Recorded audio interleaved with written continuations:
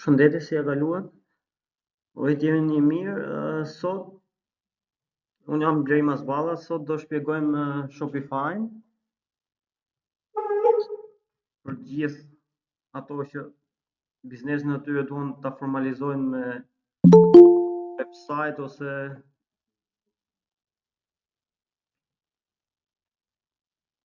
edhe që janë të interesuar të qesin të futen në tregun ndërkombëtar, se mos limitohen në territorin shqiptar, por Shopify funksionon më mirë për ne që punojmë nga Shqipëria, funksionon më mirë me produkte digjitale, ose mund ta përdorim për dropshipping. Do ta nisim nga fillimi si mund ta krijojmë Shopify. Nuk e di jam ndihni.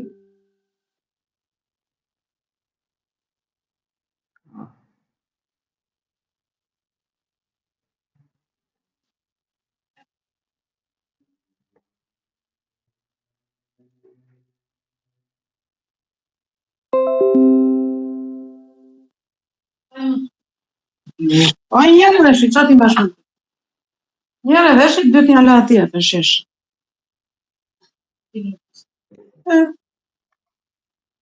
Po më ndiqni? Po. Në rregull.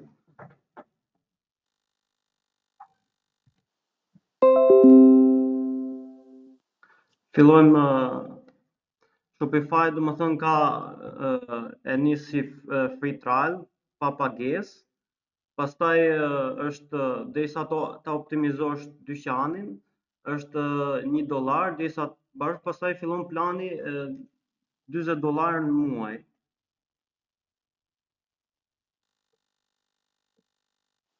Fillojmë bëjmë sign up.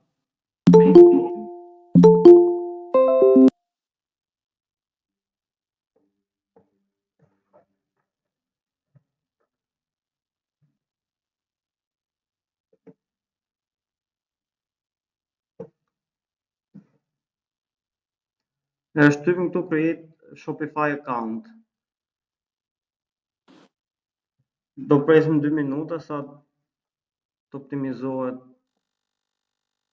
Shopify dhe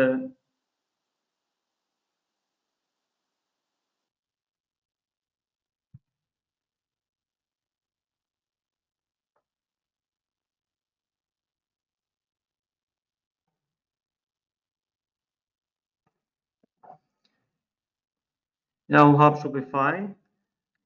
Në të majt kemi gjithë komanda që mund bëjmë për të rregulluar diçka. Këtu është home, orders, products. Ne do vazhdojmë këtu te online store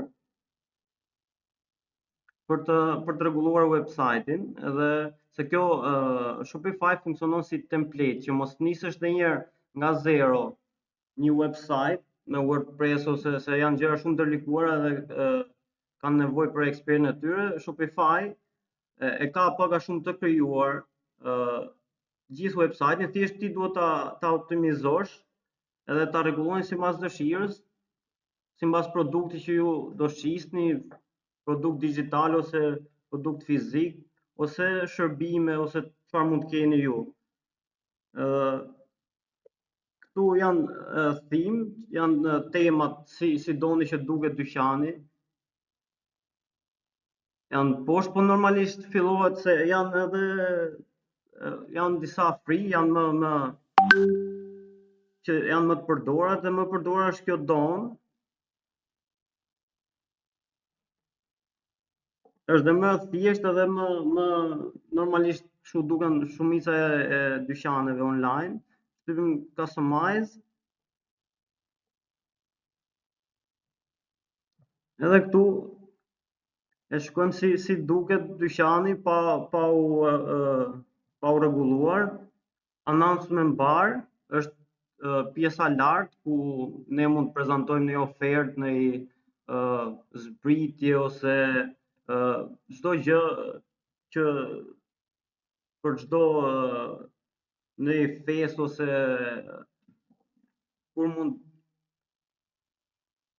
mund kemi në zbritje ose ulje ose prezantojmë produktet e reja, për çfarë do lloj gjëje që bëni të re në dyqan, është announcement bar. Këtu mund t'i ndryshojmë ngjyrat ose si duhet duket. Zgjedhim Skin 5. Edhe minimumi është që të ngjyrat me njëra tjetrën të kombinohen.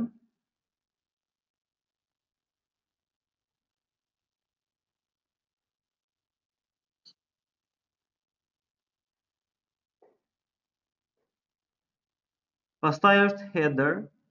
Këtu është My Store, Home, Catalog, Contact.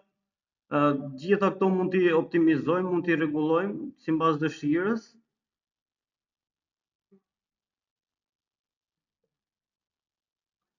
Këto rregullohen kur shkon poshtë të ngel menuja lart ose është si tip sirtari, mund ta bësh drawer, që kjo mbyllet, ose mund ta bësh mega menu ose drop down. Ne tani do shkojmë te Shopify që kam unë, që përdor për punën time, se është më i optimizuar dhe mund ta shikojmë më mirë si duket website-i nëse ne kërkojmë.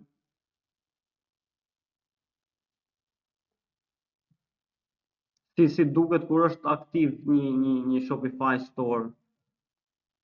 Këtu duket sa sesione, sa veta janë fut, shitjet e ditës për momentin, gjitha edhe conversion rate, sa është përqindja e njerëzve që futen edhe blejnë. Këtu kemi orders. Edhe këtu kemi produktet. Edhe ne do shikojmë si mund të hedhim një produkt në Shopify. Shkojmë këtu në të djathtë lart edhe bëjmë add product.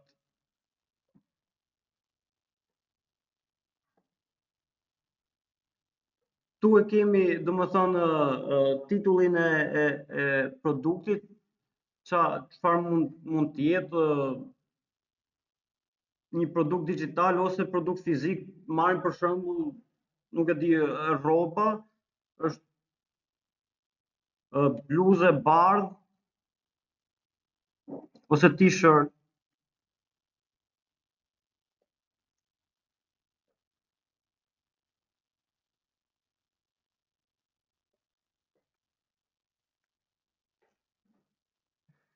Edhe këtu kemi description.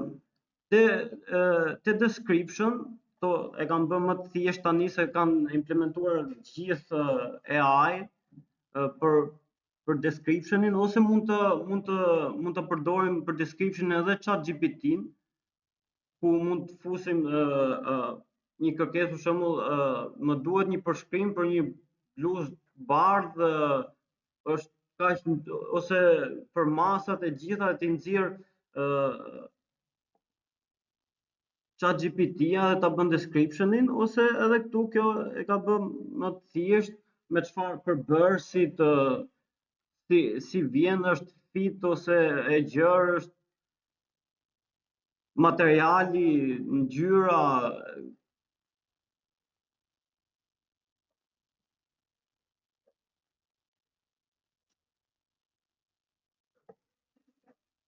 Tu zgjedhim edhe heading, është titulli i lartë, pastaj fillon edhe duke shpjeguar më poshtë.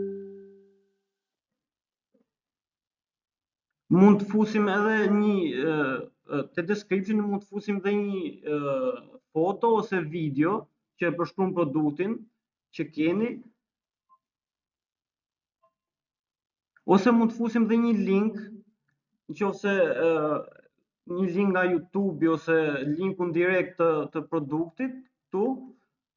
Pastaj ulim më poshtë kemi media, është fotot ose videot e produktit, që upload new photo, shkojmë tek downloads, edhe këtu mund zgjidhim si mund duket një foto, për shembull, një ose më shumë foto, që si duket foto që e keni bërë produktit ju. E këshillueshme është që të kemi sa më shumë foto që ta përshkruajnë sa më mirë produktin, në mënyrë që kemi shitje.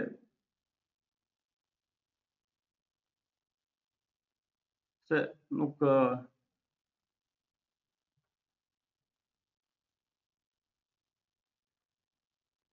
po marrim vetëm një shembull, se nuk është se kam një foto rrobash këtu, po thjesht si do duket.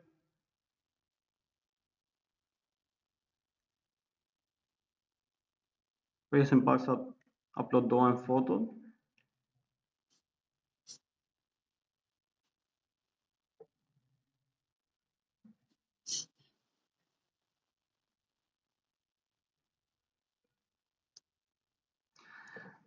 Po merr pak më shumë kohë se ç'duhet. Shkojmë tek çmimi. Këtu është çmimi që mund të ketë produkti, marrim si shembull $30. Këtu është compare at price, domethënë e mira është gjasme që kjo çmimi, domethënë të jetë gjithmonë sikur është me ulje. Edhe këtu e vëm compare price, çmimi që krahasohet është $50, çmimi real, edhe që çmimi që shitet është 30, domethënë është diku ke 40% zbritje. Edhe këtu kemi koston për produktin, falni. Koston për produkt që në fund të nxjerr edhe fitimi sa mund dali. Koston për produkt, marrim për shembull është $10.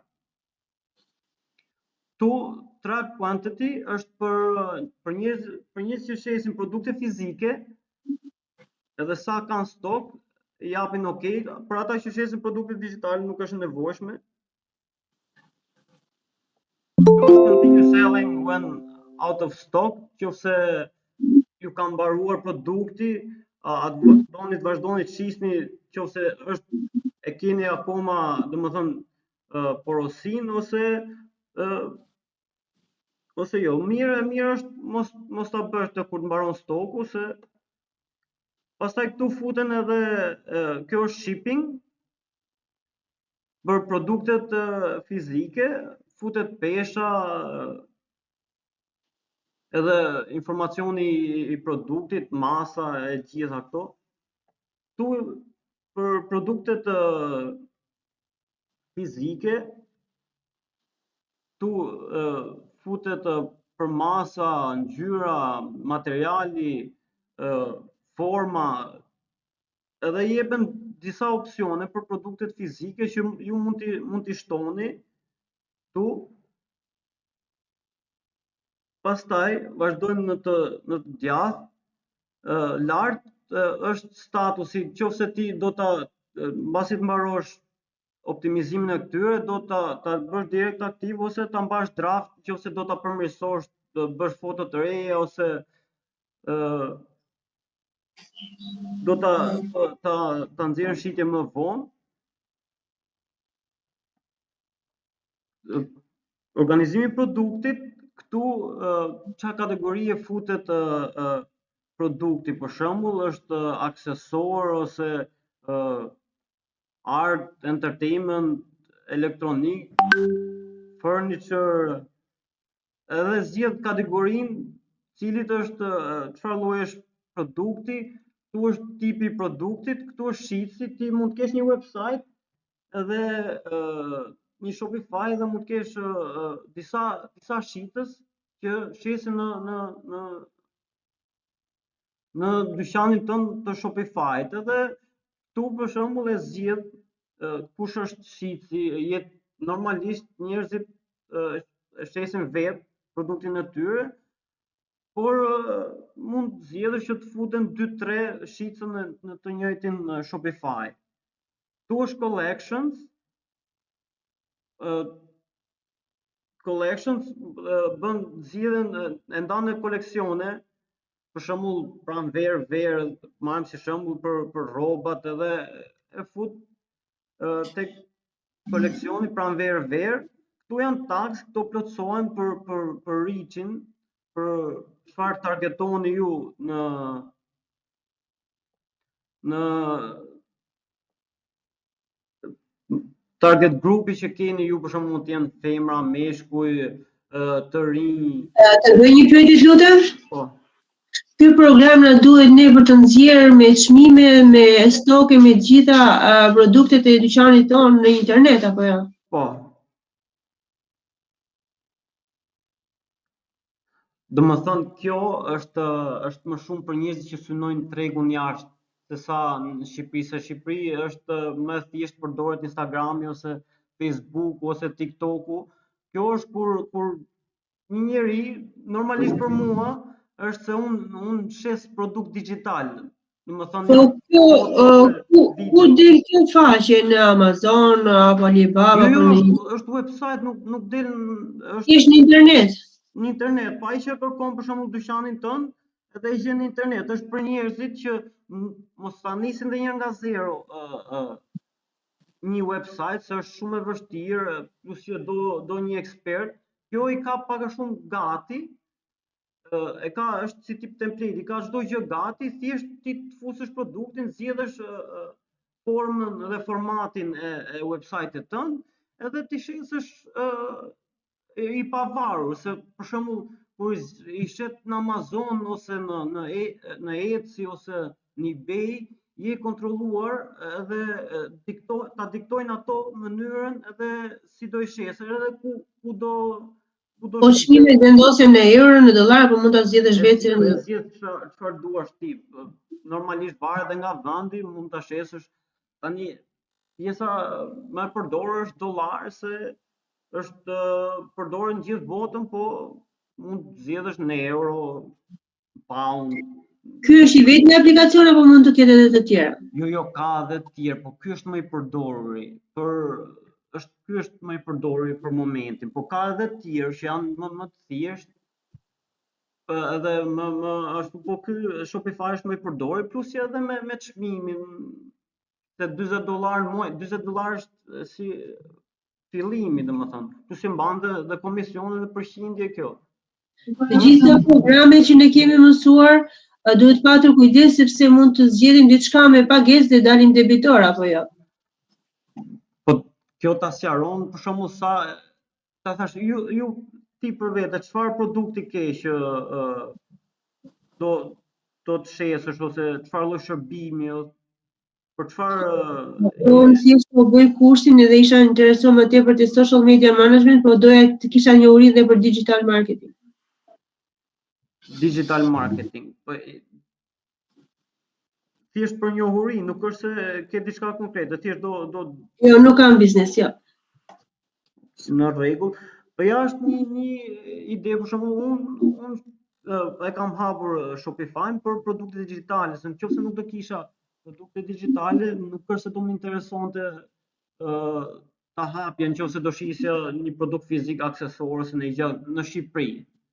Frika ime për dorërimin e programeve është të mos zgjedh diçka me pagesë, ndërkohë që unë nuk bëj, domethënë, shitje apo gjëra, edhe nuk ta hapësh. Kupton, mund zgjedhësh të merresh më shumë me këto rrjetet sociale, social media manager ose digital marketing. Kupton, kjo është për ata që e kanë një ide të qartë, e kanë biznesin ose duan të hapin diçka që të synojnë tregun ndërkombëtar, ose është për dikë që ka një shërbim edhe thjesht do që duket formal edhe të ketë një website vetë. Ky Shopify nuk fillon direkt me pagesë, është free për momentin derisa ta optimizosh dyqanin, pastaj muajin e parë është $1, pastaj vazhdon plani. Por është për ata që duan të hapin diçka dhe që duan të hapin një biznes, edhe $40 nuk është se është diçka që të vret shumë nëse ti ke diçka për të shitur ose për të ofruar një shërbim, produkt. Po, Më fal, mund të bëj një pyetje, të lutem? po. Ju Shopify-n e keni hapur këtu në Shqipëri, nga Shqipëria dhe punoni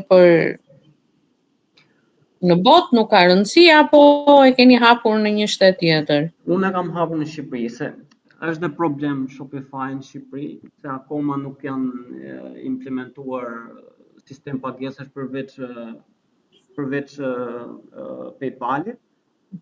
Po unë operoj nga Shqipëria. E kam hapur këtu në Shqipëri edhe shes produkte digjitale jashtë, i bëj reklame anë të Meta Ads, se duhet gjenerosh trafik, për shembull, duhet gjenerosh trafik, ti mund të gjenerosh trafik nga Instagrami, nëse ke shumë followers, ose nga Facebook, ose nga TikToku, për shembull Pinteresti, edhe mund të vësh linkun aty edhe të çon direkt ke website-i, se e mira e të pasurit një website është që nuk kontrolluash nga të tjerët. Për shembull, nuk diktohesh nga të tjerët. Unë kam dhe një dyqan në Etsy, nuk e di a keni dëgjuar ndonjëherë Etsy. Është pak a shumë si Amazoni, por shet edhe produkte digjitale. Edhe por mund të mbyllësh dyqanin në çdo moment aty, nëse ankohet një klient ose nëse ndodh një keq kuptim, e të bëjnë report ose ndonjë gjë, aty të bllokon direkt ajo dhe nuk ke mundësi që ta marrësh. Mund t'i bësh appeal, mund ta apelosh, për shembull, po merr kohë. Edhe kjo kohë ti nëse nuk gjeneron shitje për 2 muaj ty dyqani të harrohet në Etsy ose në Amazon ose në eBay, po di unë edhe të tjerë. Kurse këtu je i pavarur edhe e kontrollon çdo gjë vetë. Kjo është e mira Shopify, por nuk është se u duhet të gjithëve. Është thjesht për dikë që ka nevojë për një website që duket sa më serioz biznesi ose. Po, edhe pyetja e dytë, e kuptova. Pyetja e dytë është PayPal-in, e keni PayPal me numër Shqipërie? Po, PayPal-i funksionon kudo. Të mirë ka PayPal-i. Pastaj nuk është PayPal Card, është thjesht PayPal. Se PayPal Italia për shembull punon me PayPal Card, se ne kemi atë problemin e vështirësisë nga që jemi në Shqipëri, prandaj po pyes. Po, kemi shumë probleme vetëm se na kap IP-a shqiptare. Unë kam pas shumë probleme për të pas një sistem pagesash përveç PayPal-it. Edhe e mira është që mundohet për shembull të hapësh me një kartë italiane ose po di unë nga ato të Bashkimit Evropian. E mirë është të hapësh me një nga ato që është dhe më e thjeshtë, se këtu në Shqipëri nuk janë implementuar akoma dhe kemi besueshmëri pak më të ulët. Po. Edhe Stripe. Po, edhe pyetja e fundit është ju dyqanin vet nga puna që bëni, e keni dyqan virtual, do të thotë që shisni për shembull jeni në Amazon apo i keni dyqan edhe shisni në Amerikë? Jo, domethënë kjo nuk është se është dyqani, nuk është në Amazon, është në internet. Në Amazon jeni afiliat, jeni afiliat i Amazonit? Jo. Amazonit, i eBay. I pavarur. Komplet ideja të hapurit të website Shopify është që ti jesh i pavarur. E kam fjalën, dyqanin tuaj, ju e keni fizikisht në Tiranë, në Berat? Jo, dyqani është komplet online, nuk është. E blen diku tjetër dhe e çon ti në vendin tjetër. Produkti që kam unë është digital, është si tip shërbimi më shumë se sa produkt fizik, më kupton? Okay. Nuk ka nevojë të bëj shipping, të dërgoj produkte. Thjesht e shkarkojnë atë produktin që kam unë, ato thjesht e shkarkojnë, nuk është nevoja ti dërgoj unë. Që programe? Ja tregoj tek produktet.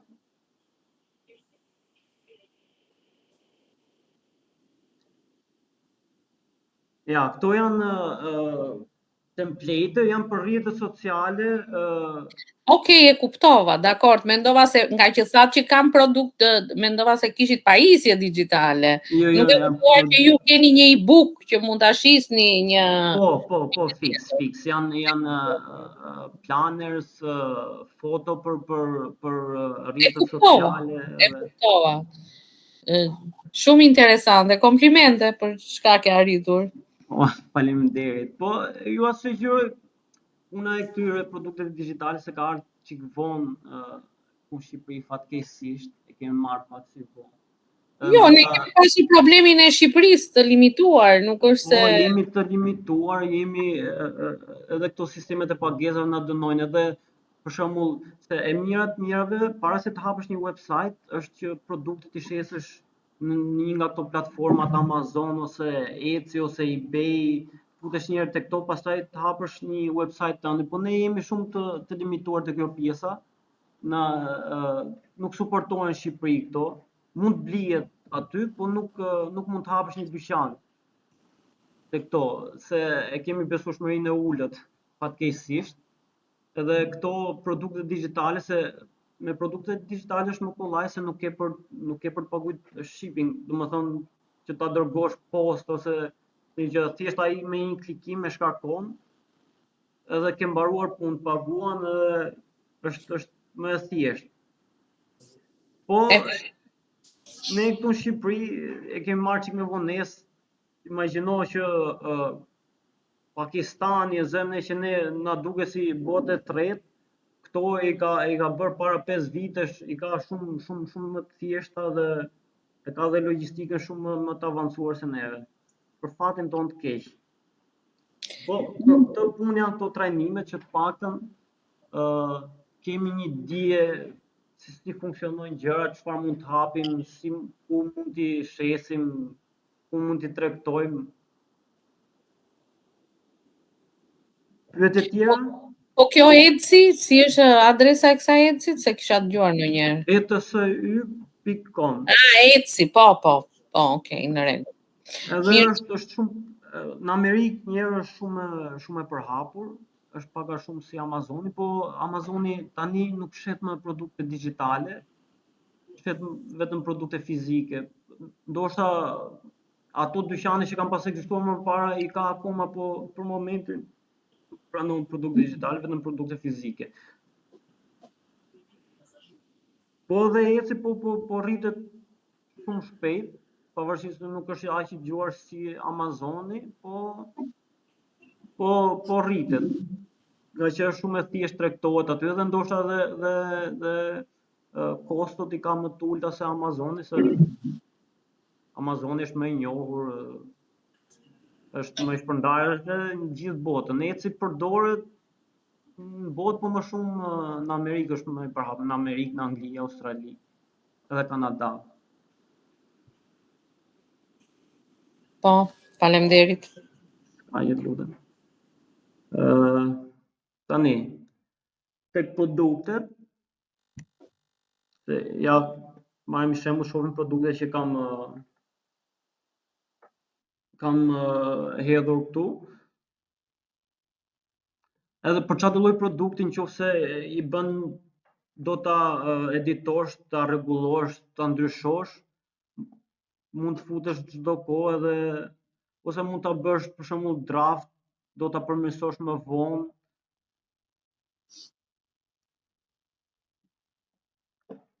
E rregullon. Pastaj shkojmë te settings. Edhe këtu janë detajet e dyqanit, emri i biznesit, adresa. Këtu është vendodhja, sistemi orar. Edhe këtu është në çfarë lloj monedhe duam t'i bëjmë. Po normalisht përdoret dollari më shumë, se është më e thjeshtë edhe bankat e kanë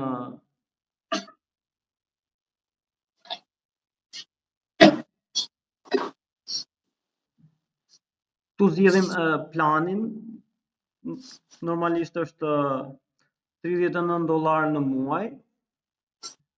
Për çdo blerje mbahen 2% e blerjes, 2% të mbahen ty, 1.7% i mbahen personi që blen.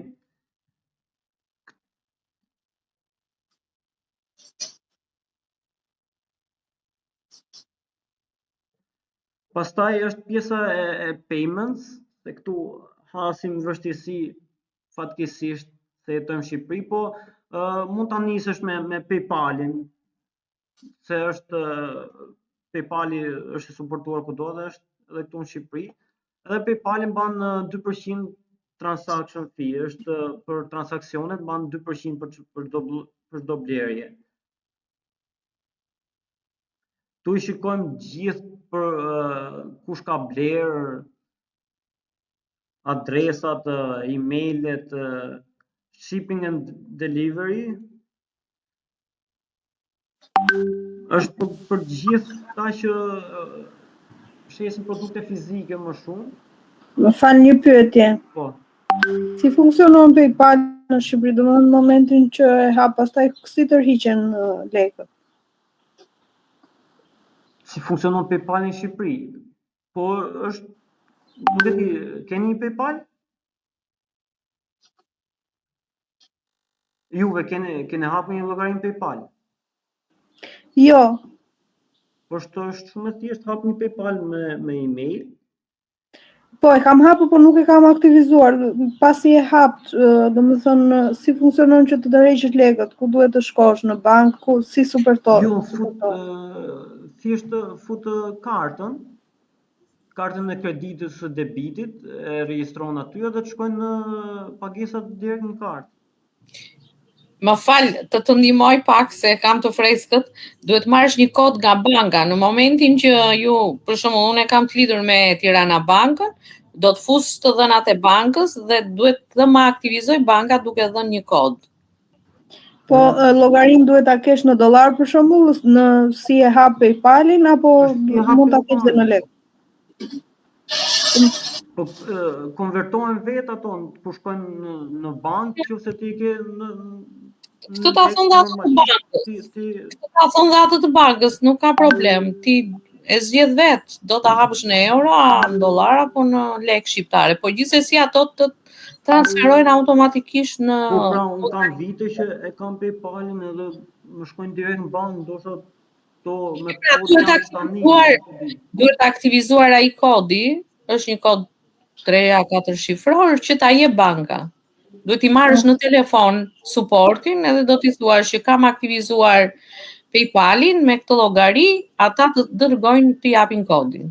Ideja e kodit është se tani po më kujtohet, është të vjen edhe në aplikacion. Kush ka aplikacionin e bankës, të vjen edhe në aplikacion, se ajo kur e regjistron kartën, të merr $1 edhe për transaksionin të çon kodin në me sa mbaj mendum në aplikacion për transaksionin është kod 4 shifror. Po. Është shumë e thjeshtë, nuk e di, unë s'kam pas nevojë të shkoj kjo te banka, ndoshta nga që kam vite që e kam hapur edhe nuk kam pas shumë probleme. Okej, faleminderit. Është gjë PayPal është shumë praktik. Është për dërguar para jashtë, është shumë më mirë se Western Union apo MoneyGram, i ka shumë më të ulta fit, i ka shumë më të ulta për shembull për transfer. A ka pagesë mujore? Kosta komision? Nuk ka pagesë mujore PayPal. Jo sugjeroj të gjithëve se është shumë i mirë për të përdorur. Okej, faleminderit. Po, vetëm një pyetje të lutem. Duhet të kesh kartë krediti apo debiti, nuk ka rëndësi për PayPal-in. Nuk ka rëndësi karta, si debiti si krediti. Më mirë debiti. Mund ta lidhësh edhe direkt me bankën. Nëse si me kartë. Që mos kesh një llogari. Me numrin e llogarisë së bankës. E kuptoj. Përdor e përdor PayPal-in në vend kartes, për shembull kur bën blerje online ose vjen e përdor si kartë, fut direkt emailin që e regjistruar në PayPal dhe bën pagesën direkt nga PayPal. Nuk ke nevojë, kurse është shumë më i sigurt se kartat. Se për shembull, nëse të bëhen të mashtrojnë, për shembull ti hap case, ankohesh për se të kanë bërë mashtrim, edhe e heton PayPal-i pagesën, edhe nëse vërtetohet që të kanë mashtruar, këto e bllokojnë dyqanin që të ka mashtruar për shembull, edhe të kthejnë lekët mbrapa. E kuptoj. Mirë. Duhet jetë një kartë Visa, më mirë. Ai tregon disa modele atje, disa variante, po karta Visa PayPal është sigure. Për mua me çdo lloj gjëje, po është PayPal si tipur e lidhse, edhe ti mund ta futesh edhe kartën aty, po kur paguan me anë të PayPal-it. Edhe është e sigurt edhe e kuptoj. Jo, nga që do një llogari lidhse, prandaj edhe për këtë po thoya, domethënë duhet debiti krediti ka rëndësi. Nuk ka rëndësi, si krediti, si debiti, si me numër banke, si me numrin e llogarisë, nuk është. E kuptoj. Ka rëndësi. Okej. Faleminderit. Lutem. Tu është domeni se për të hapur një website ju duhet të domeni. Domeni është normalisht $15 në vit minimale, se pastaj varet dhe nga domeni që mund zgjidhni ju. .net është ndryshe, mund zgjedhësh për shembull për shembull po marr website-in tim .vision ose për çfarë është $15 në vit, pastaj për çdo vit varet nga trafiku që mund të keni në website, edhe rritet, po nuk është se shkon mbi $50 normalisht. Po duhet ta rinovosh çdo vit. Që mos kesh këtë si adresë në internet është zgjidh domenin, edhe kjo të çon direkt te dyqani juaj në Shopify. Domeni i blihet këtu apo do ta blesh në një? Tani e ka bërë se më përpara ka pas qenë bler në platforma të tjera, GoDaddy e kanë qenë disa. Tani blihet direkt, e kanë lehtësuar çdo gjë Shopify, është pak a shumë lidhur me gjitha platformat për ta lehtësuar çfarëdo lloj gjë. Prandaj përdoret më shumë për momentin për të hapur një website, se i ka lehtësuar pothuajse çdo gjë, edhe është tani nuk them që mund përdoret nga të gjithë, po me pak edhe po të shohësh një video në YouTube, nëse ngel diku, e rregullon. Ka merr dhe kjo kohën e vet, se për shembull mua vetëm për ta rregulluar dyqanin më janë dashur gati 2 muaj, se sa vjen e mëson, i plotson gjërat që duhen për të hapur, i përmirëson gjatë gjithë kohës. Tu për shembull janë dhe këto se pjesa e taksave ka shumë problem. Prandaj duhet zgjidhur dhe shteti, se supozohet se çdo lloj e ardhur që të vjen, edhe kjo do të jetë në rregull me gjithë qeveritë edhe shtetet që operon. Edhe prandaj duhet të jenë gjitha të regjistruara, të jetë në rregull.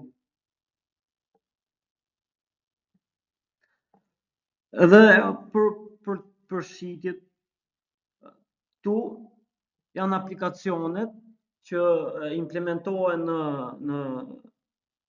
në dyqan, për shembull futet edhe Meta me platformat e vet, Facebookun, Instagramin, për të bërë reklama, dhe kjo digital downloads është për produkte digjitale, po ka shumë aplikacione që mund të instalohen në Shopify. Për shembull është kjo Judge Me është për review që mund të lënë klientët që dukesh edhe më i besueshëm, sa më mirë dalesh me review, aq më i besueshëm je si dyqan.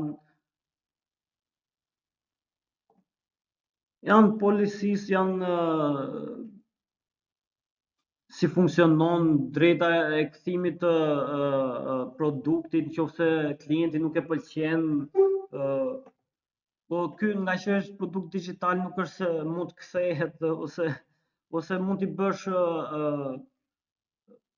mund t'i japësh një produkt tjetër ose nuk e di, mund të merresh vesh me klientin, t'i ofrosh diçka çfarë kërkon ai t'i parafrohesh. Ides sa ti ndoshta është keq kuptuar për produktin ose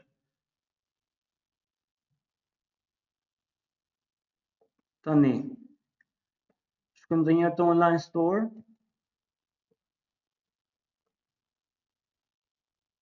Dhe do shikojmë si duket website-i jonë në internet.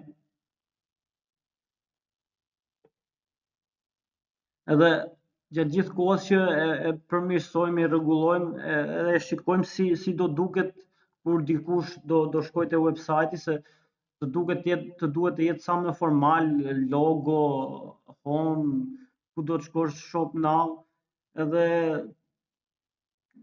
çdo kush ka idetë e veta si mund si dëshiron që të duket kombinimi i ngjyrave ose ja këtu, domethënë janë add to cart, është çmimi, për shembull çmimi që realisht është, edhe 12 është me zbritje. Edhe bëjmë customize, nëse duam të ndryshojmë diçka.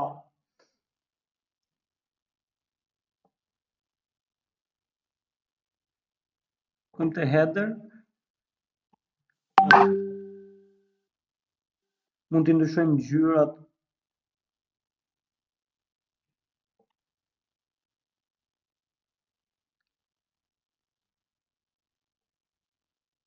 Po mbajmë të bardhën që bën më shumë kontrast me të zezën edhe është më e qartë. Këtu mund t'i zmadhojmë ose zvoglojmë gjërat. Për shembull kjo shop now mund ta zmadhojmë që duket më e madhe ose top padding janë është dhe kjo ku doni që të jetë. Ta shikojmë edhe si duket website-i në celular, se normalisht tani më shumë përdoret celulari se sa kompjuteri. Edhe shikojmë si duket website-i në celular.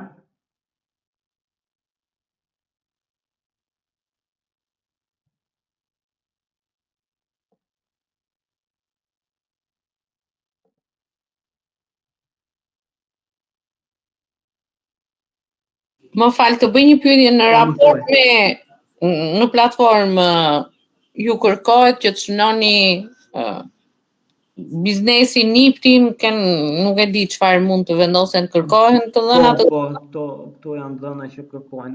Për moment kur e hap në fillim nuk është se kërkohen, po pastaj të duhet të regjistrosh niptin, adresën. Dhe ju për këtë biznes që keni këtu, si jeni regjistruar? Tani. Apo bëni dhe veprimtari tjera dhe i përfshini të gjitha bashkë? Mund të jetë call center që mjafton të jetë nipti, dhe kjo regjistrohet me atë nip që ju mund të keni biznes tjetër. Thjesht kjo do të jetë në rregull me pjesën e taksave dhe gjëra të tjera, por nuk është se ka rëndësi të hapësh një nip vetëm për këtë. Por unë nuk kam biznes dhe dua të hap një biznes të tillë. Atëherë çfarë kategorie do aplikoj në shtetin shqiptar? Shërbime online nuk Shqipëria nuk e di si në fillim nuk besoj që duhet ta hapësh në momentin që mund të fillojnë shitjet, atëherë të duhet të fusësh niptin, po në fillim sa ta bësh gati ose ta rregullosh nuk është se të duhet nipti që sa të hapësh website-in. Dakor, po çfarë kategorie do vete presupozojmë që do shesun. Tani dhe duhet fuzë të tregoj që jam në rregull dhe me shtetin shqiptar. Si do të aplikoj për çfarë kategorie, shërbime online? Shërbime të ndryshme digjitale, mendoj. Tek shërbime digjitale, nuk është se edhe po futeni kategori pak në ndryshe ose thjesht tjetër për afër, se nuk është se duhet të ketë nipt patjetër. Po të duhet nipti. Tani ideja është se mund ta fillosh me shitjet, po mbasi kalon diku ke $200, kjo fillon t'i kërkon ato të dhënat Shopify. Po, se ne këto gjëra dhe na interesojnë, nëse kemi një deri ku duhet ekonomisin këtu. Duhet hapur një, pastaj ke punë me shtetin shqiptar pastaj. Po, domethënë këto është më shumë te platforma se sa te shteti, se këto, domethënë e llogarisin çdo shtet të rëndësishëm.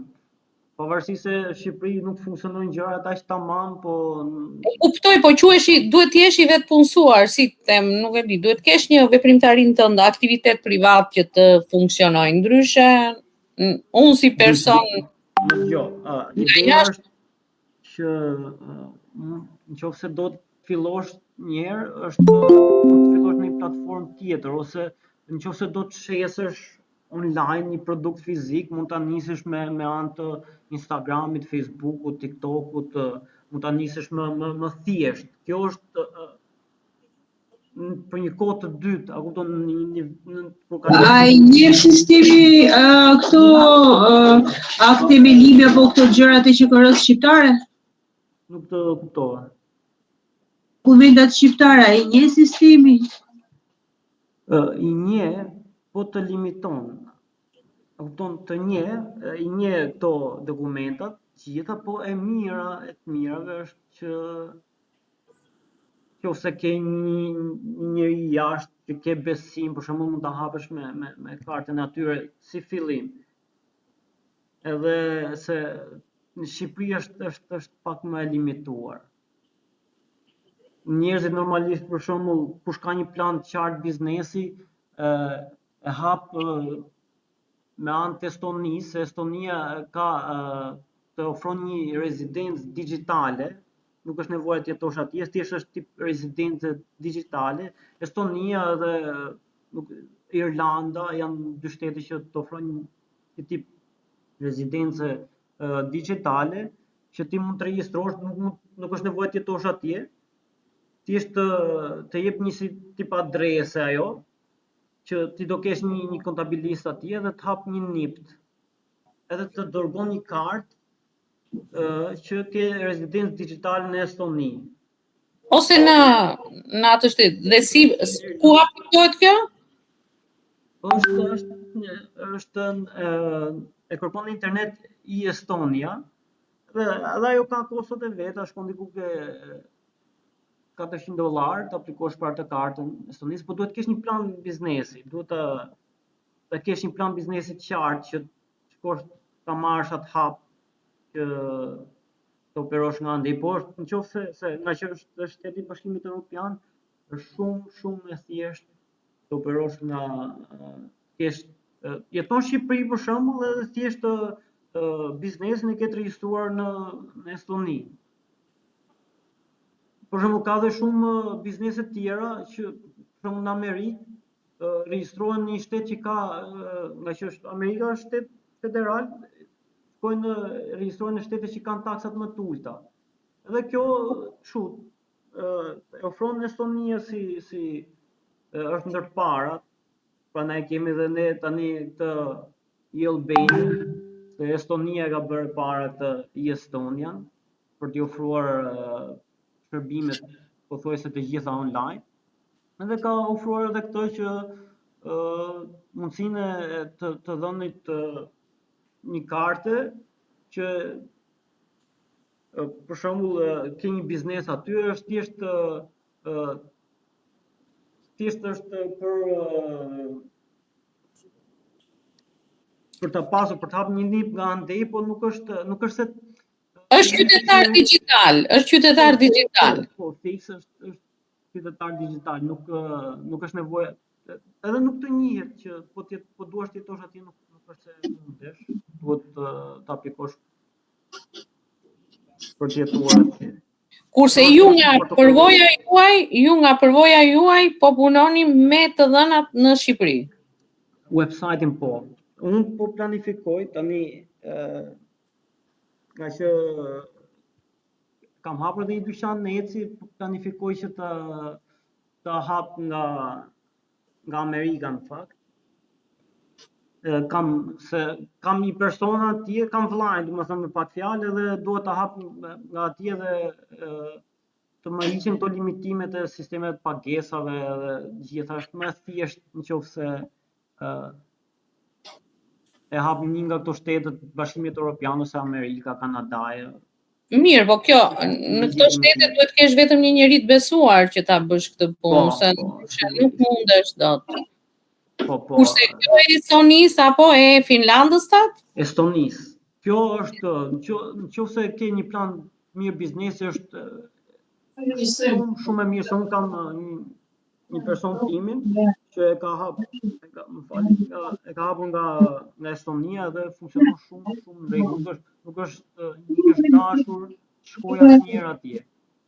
Domethënë, këtë shërbime ofrojnë pak a shumë, e ofron i Estonia dhe ofron një kontabilist.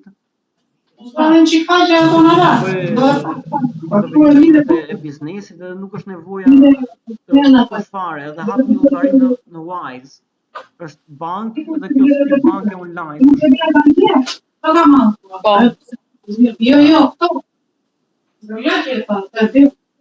Mbyllja pak mikrofon.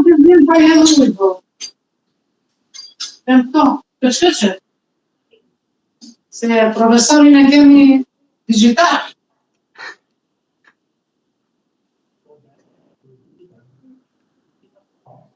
Ma që orar dhe këtë. Londra. Një pyetje lutem, po përveç Estonisë, edhe në një nga këto evropianet, Itali, Greqi mund të hapet apo jo? Po thjesht Estonia ofron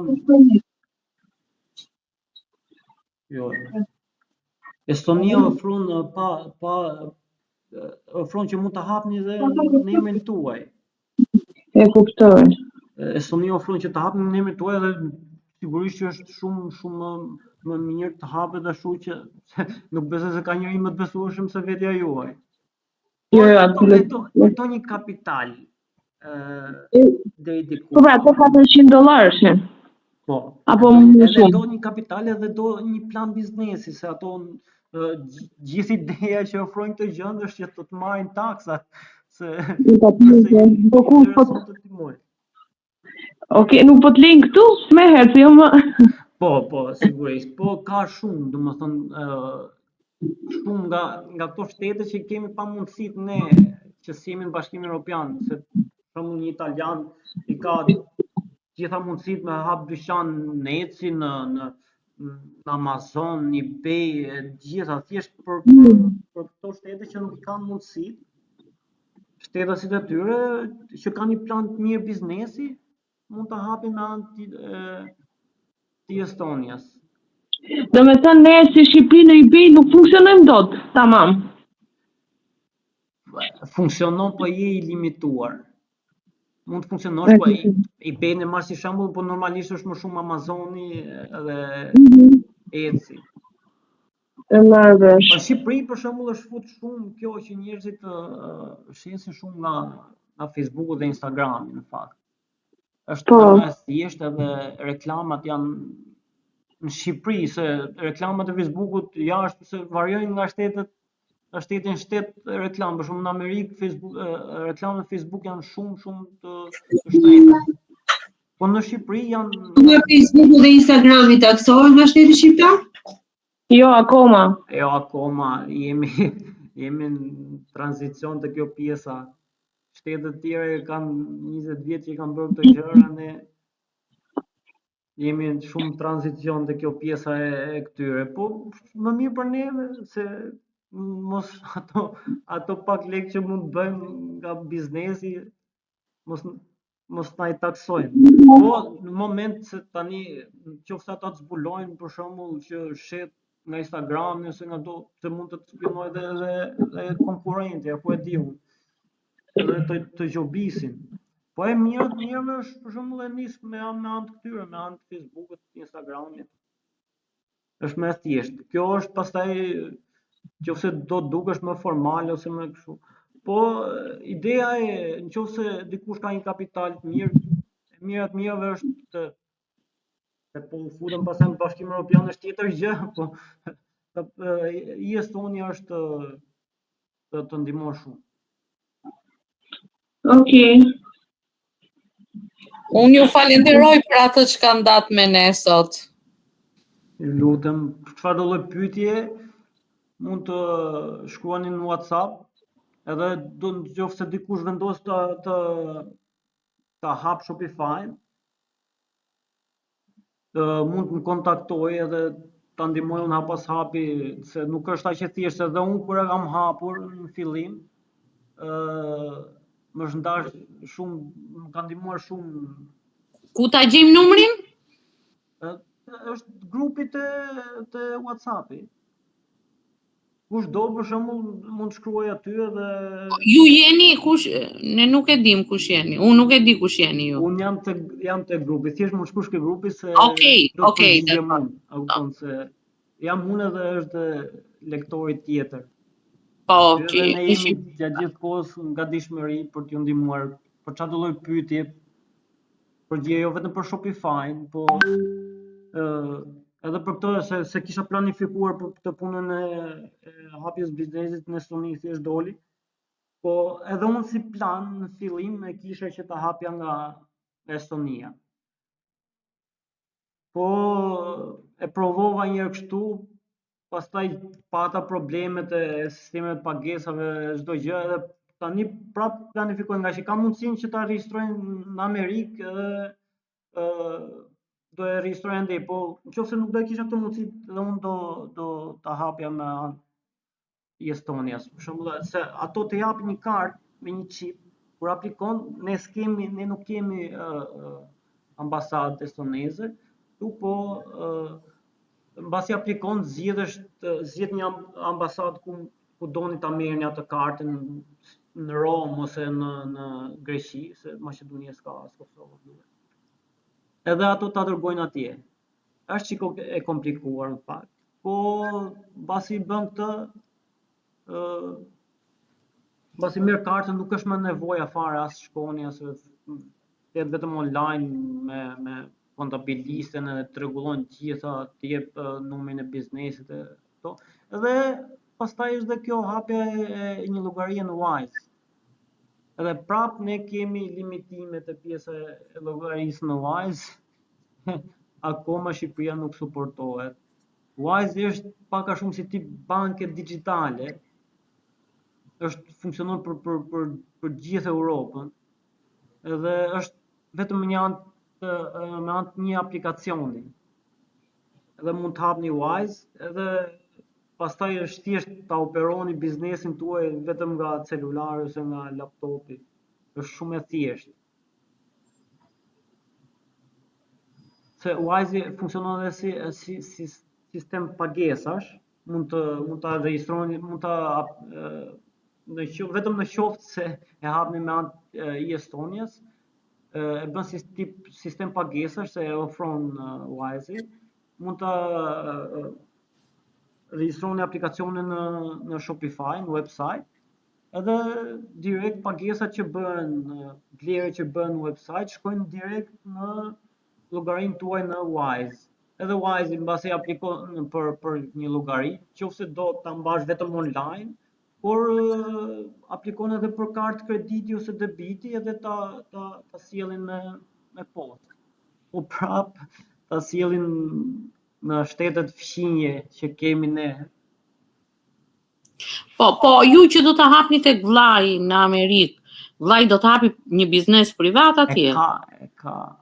Duhet ketë një biznes personi. Tu për në Shqipëri është ky lloj limitimi. Kurse në Amerikë për shembull duhet kapësh në nivel prej $70,000 që të regjistrohesh si biznes, por ke shumë lëvizje atëherë ke të detyruosh me ta hapësh. Nëse ti e kuptova. Nuk është e nevojshme, për shembull atje, nuk është e nevojshme të hapësh direkt biznes për një gjë se ajo mund të jetë thjesht provë. Nuk është diçka që e nis direkt dhe do hapësh nitin. Nëse ti për shembull e shikon që ecën e ashtu, po të hapësh një biznesi.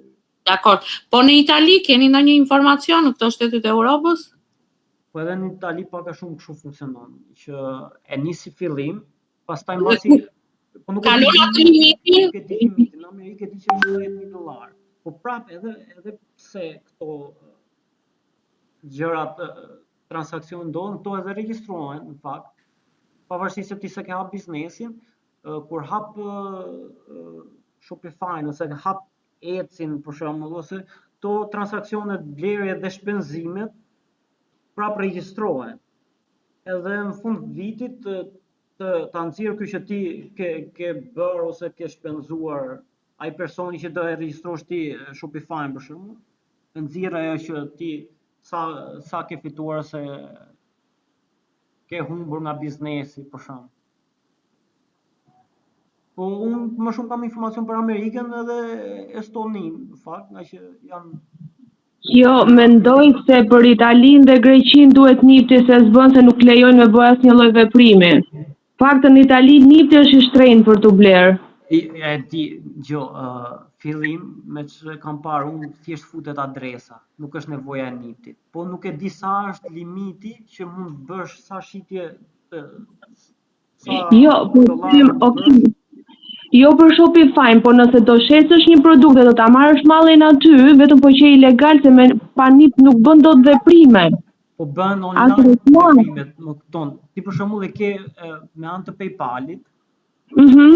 Ai e bën direkt pagesën aty, nuk është se shikon shteti që kush ka paguar. Jo, shiko, unë e kam një eksperiencë të tillë sepse faqen e rrobave që kam këtu e kam një si motër dhe në Greqi dhe ajo nuk bën dot as bus nuk i ka bërë sepse pa niptin nuk e lejojnë që edhe të shesi online.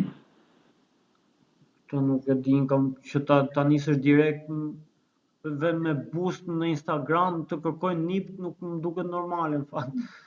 Po, nuk e di, të gjërmojnë, po ideja është që nuk e ka bërë boost sepse do të jetë e rregull sepse të verifikojnë ku i merr si i merr gjëra të tilla.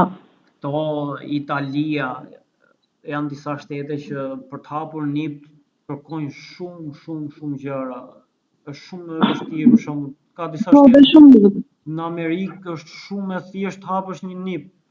Kurse në Itali duhet kesh vite, mbi 5 vite atje, duhet kesh një kapital për emigrantët bëhet fjalë, se për italianët është shumë e thjeshtë, po për emigrantët.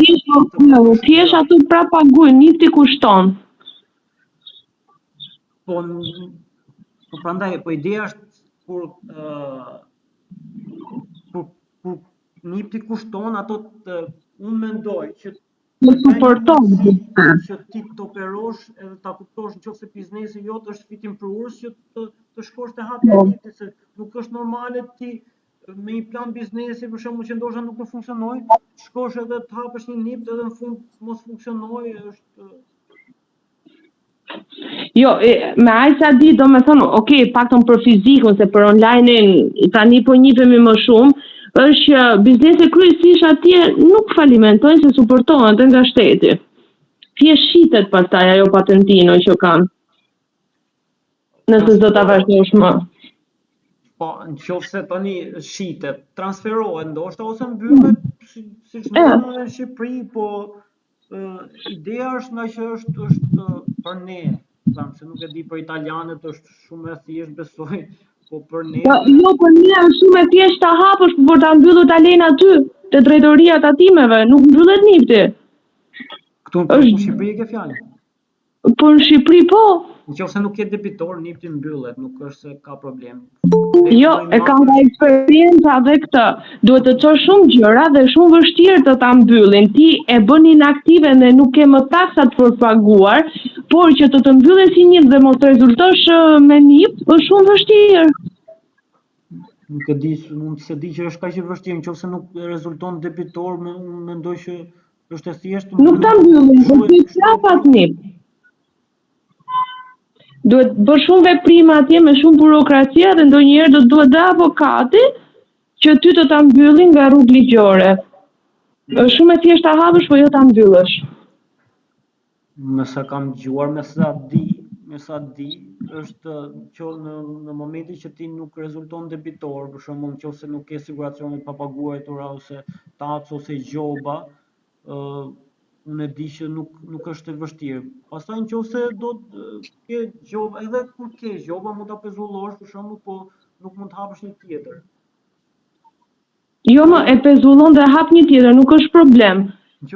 Okej, për gjobat nuk e di. Por nuk ta mbyllin që të ta heqin fare, do me thënë ti i likuidon të gjithë këto, bën veprime, bën kërkesën për mbyllje, janë ca procedurat të drejtoria e përgjithshme e tatimeve që të merr ai specialisti dosjen tënde dhe për të mbyllur atë është një kalvar i gjatë akoma dhe ti, nëse do marrësh kërkesën që figuron pa biznes, nuk figuron pa biznes, pavarësisht se nuk ke asnjë detyrim dhe ke inaktive. Ne kemi shumë ekonomistë këtu që i din këto, unë me sa di unë, nuk është shumë e vështirë, varet sa koha ose. Po nëse e ke një ekonomista, do ma kalosh një numër që ta pyes, sepse realisht më ka ngelur aty, dolëm këtu në temë tjetër, por që ekonomistë ekonomisti direkt. Bëj pyetje se kemi ekonomistin këtu. Okej, sepse kur po shkon dosja te drejtoria tatimeve nuk ka më lidhje ekonomiste. Ose kur ke dokumenta, sepse bëhet fjalë këtu në 2016 ideja. Edhe nuk janë as të vëshoja as gjërat e tilla. Po sigurisht. Ekonomisti se di.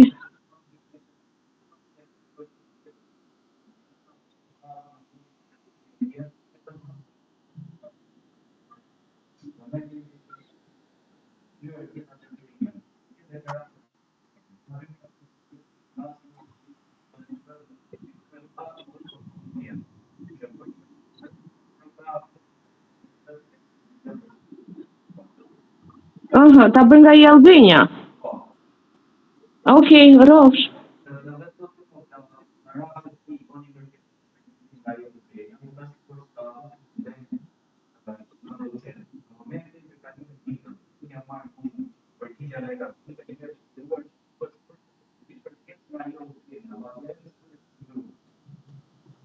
Jo bëhet e që të bëja?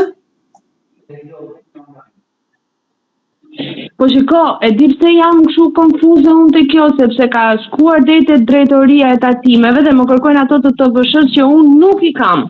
Bllogje dhe gjërat. Edhe një 2 dokumente tjera që heq drejt nga ato pagesa që mund t'i merrja atë kështu. Po veprimet e fundit i kam bërë në 2020-ën. Do me thëmë, bizneset kanë qenë në flere, po veprimet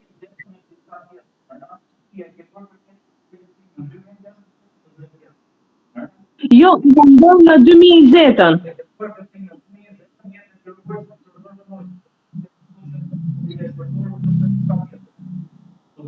Po mirë, po nëse unë nuk i kam ato dokumenta, se e ke parasysh as nuk e kam ditë që duhen ruajtur, duhet bëj vendim gjykate pastaj. Si? I deklarat që i ke humbur ato dokumente. E kuptova. Rrofsh. Ti janë djegur. Po, shumë të mirë. Humbi pasaportën 1-3 muaj, edhe ato e njëjta gjë është. E kuptoj. Okej, rrofshi.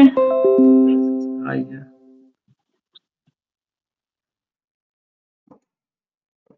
Tani do bëjmë 5 minuta pushim brenda mundësive dhe pastaj mund vazhdojmë me pyetjet për çfarë lloj pyetje keni edhe nga trajnimet e mëparshme, çfarë ju ka ngel diçka e paqartë, se pjesa nuk mund ta fillojmë dhe nga fillimi, por thjesht diçka që mund të keni të paqartë, që mund t'ja shpjegoj, edhe e mbyllim. Do me thënë, Shopify juve ju ka funksionuar me dokumenta shqiptare deri tani. Pra sa xhiro keni bërë, nuk ka rëndësi. Po, do më thënë me PayPal shqiptar dhe po, jo. Qofse po PayPal-i për shembull se në Amerikë ose në Angli ose në vendet e Bashkimit Evropian, njerëzit nuk është se e përdorin shumë, e kanë PayPal-in, por duan që thjesht ta bëjnë një blerje me anë të Google Pay ose Apple Pay, me anë të kartës, nuk duan ata të merren, të fusin ndonjëherë PayPal-in, është pak më gjatë si proces, po thjesht njerëzit tani janë dembelë dhe qofse ka pak problem ai me bërë një blerje nuk merret fare. Ai do thjesht ta klikoj produktin aty dhe thjesht ta shtyp ta blej. E hap vetëm me anë të PayPal-it, funksionon në Shqipëri vetëm me anë të PayPal-it, po mund të fusesh dhe një procesor tjetër pagesash, pa ajo mund ta fusesh mbasi të krijosh një regjistër shitjesh, blerjesh për shembull, do t'i ketë këto sa blerje mund të keni bërë, pastaj mund të hapësh atë, po në fillim vetëm me PayPal, me NIP shqiptar funksionon. Nëse target grupi mund të jetë për shembull, nuk e di, një ndim Pakistan, ata e përdorin më shumë PayPal-in. Funksionon tamam, nuk është asnjë lloj problemi. Edhe kështu funksionon, thjesht do privohesh pak se pjesa që njerëzit që nuk e përdorin shumë PayPal-in, nuk do blejnë. Po për ata që mund ta përdorin është shumë e thjeshtë. Kam një pyetje nga leksioni i kaluar, thjesht për informacion se nuk e di apo shprehem qartë. Kur bëhet plan për të postuar disa video, foto dhe gjëra, që tham që ne i rezervojmë para dhe pastaj postohen automatikisht ato. Po. Se nuk po gjej termin e dur me shpjegu. Skedulimin, po, faleminderit. Si skedulohen, do me thënë ne i skedulojmë në kompjuter ose në telefon dhe pastaj postojmë, apo i hedhim diku që i sevojmë në drap dhe merren automatikisht? Apo është vetëm kur bëhet boost kjo gjë, apo dhe kështu normalisht gjatë javës? Kjo është kur poston të del, e bëhet për shembull Facebook bëhet me Facebook Messenger, edhe Facebook Messenger i skedulon postimet si në Facebook si edhe në Instagram për shembull. Po është opsion kjo ke Facebooku apo hap Facebook Messenger, për shembull biznesi faqja jote, se s'po them biznesi tani. Faqen ke një faqe edhe në Facebook edhe në Instagram. Po, ashtu e kam. Po, hap Facebook Messenger edhe bësh login direkt me Facebookun. Me të njëjtat të dhëna siç i ka faqja, normale, nuk do bëhet ndonjë veprim tjetër. Po, me të njëjtat. Del pak a shumë me gjitha ça Facebooku jot, Facebooku biznesi dhe i kontrollon gjitha nga një këto, edhe të del një tip kalendari aty që mund t'i skedulosh për shembull. Po, edhe për Instagramin e njëjta gjë është, nga kjo veprohet apo jo? Po, edhe Instagramin, nga që Facebook Messenger është për të dyja. E kuptoj, i ka edhe Facebooku dhe Instagramin. Po, nëse ti ke Facebookun dhe vetëm Instagramin? Urdhë? Nëse është vetëm nga Instagrami pastaj? Zgjedh ti nëse do ta postosh vetëm Facebook, jo në Instagram, e zgjedh aty për shembull. Jo, vetëm po nëse ke vetëm faqe Instagrami, them në menaxhim, si e bën? Vetëm me anë të Instagramit, po Facebook Messenger është për të dyja, është. E kuptoj. Okej, do të thënë do të hap të Facebook Messenger që të bëj skedulimet. Po. Po, unë mendoj që nuk është e nevojshme, mjafton të ndryshosh profilin, por që ta kesh faqe Facebook ose Instagrami, të del vetë komanda aty që skeduloj. pa instaluar Facebook Managerin.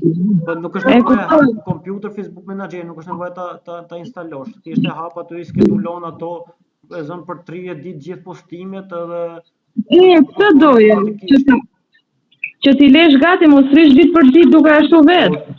Është komanda, po më mirë punon kompjuter që ta shikosh më të qartë atë se sa. Rafshi. Si gjë. Pyetje tjera?